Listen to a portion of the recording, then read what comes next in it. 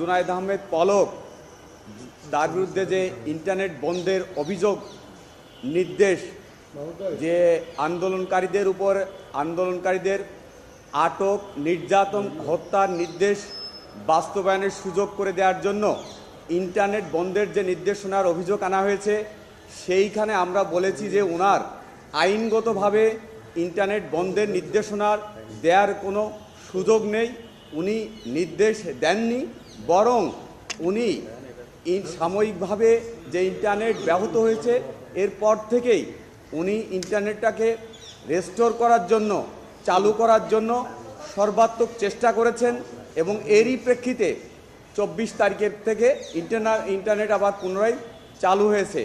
এবং আমরা আরও বলেছি যে আমাদের যে অভিযুক্ত জনাব জুনায়েদ আহমেদ পলক, তার যে তার অডিও কনভারসেশনটি প্রসিকিউশন উপস্থাপন করেছে, সেখানেও ওনার কনভারসেশন থেকেই পাওয়া যাচ্ছে যে কী কারণে সাময়িকভাবে ইন্টারনেট বন্ধের কারণে যে আর্থিক প্রেশার, বিভিন্ন সেগমেন্ট থেকে যে প্রেশার আসছিল, সেখানে তার যে উদ্যোগ, তার যে চেষ্টা, তার যে প্রচেষ্টা, সেই প্রচেষ্টার ফলশ্রুতিতেই কিন্তু 23 তারিখের পর থেকে পুনরায় ইন্টারনেট আবার চালু করা হয়।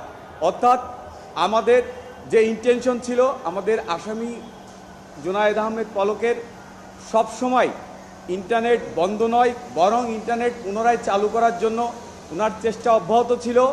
এবং আমরা এই বিষয়গুলো উপস্থাপন করেছি।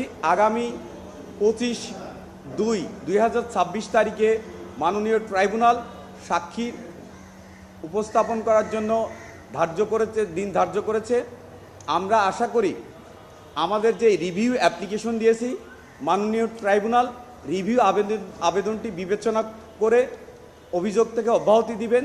এরপরেও যদি প্রসিকিউশন সাক্ষী নিয়ে আসেন, আমরা বিশ্বাস করি ট্রাইব্যুনাল আমাদের ন্যায় বিচার পাবো বলে আমরা বিশ্বাস করি।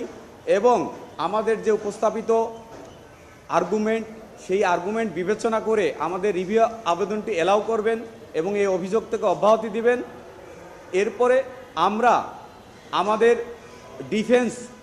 আমাদের ডিফেন্সের সমস্ত যুক্তিতর্কের মাধ্যমে আমরা এইটা উপস্থাপন করে এবং প্রমাণ করতে সমর্থ হব যে আমাদের ইন্টারনেট বন্ধ বা এর যে অভিযোগ আসছে, এই অভিযোগের সাথে আমাদের কোনো সংশ্লিষ্টতা ছিল না।